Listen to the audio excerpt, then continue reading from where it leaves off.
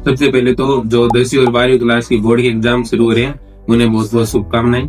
हम आपके उज्जवल भविष्य की कामना करते हैं। मैं और मेरी पूरी कोचिंग की टीम आपके उज्जवल भविष्य की कामना है।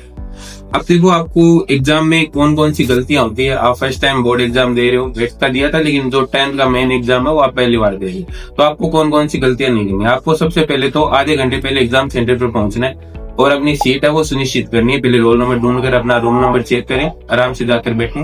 आपको सबसे पहले जब कॉपी दी जाती है, कॉपी के अंदर जितनी भी गाइडेंस होती है आपको पूरी फिल करनी है। कॉपी के अंदर रोल नंबर अच्छे से फिलअप करने हैं आपको, किसी भी प्रकार की कोई गलती नहीं करनी है आपको।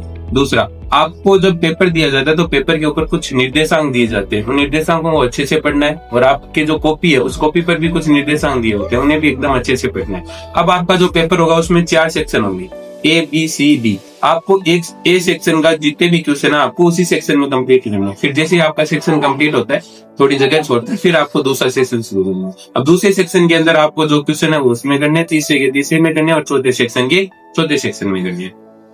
अब देखो, ये सारा है जो आपको निर्देशांक वो आपको अच्छे से पढ़कर जाना है। दूसरा, आपको पेन है वो ब्लू पेन लेकर जाना है और जेल पेन नहीं डॉट पेन लेकर जाना है।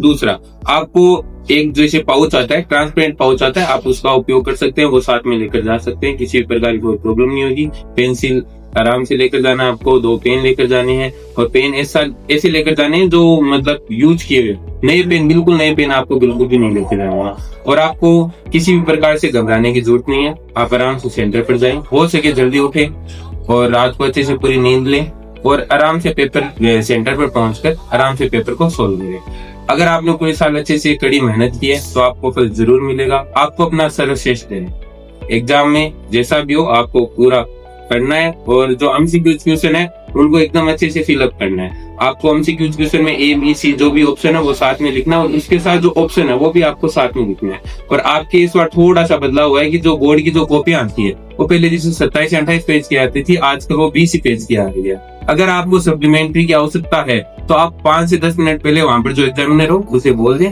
कि सर मुझे सप्लीमेंट्री की आवश्यकता, आपको वो सप्लीमेंट्री जरूर प्रोवाइड करेंगे।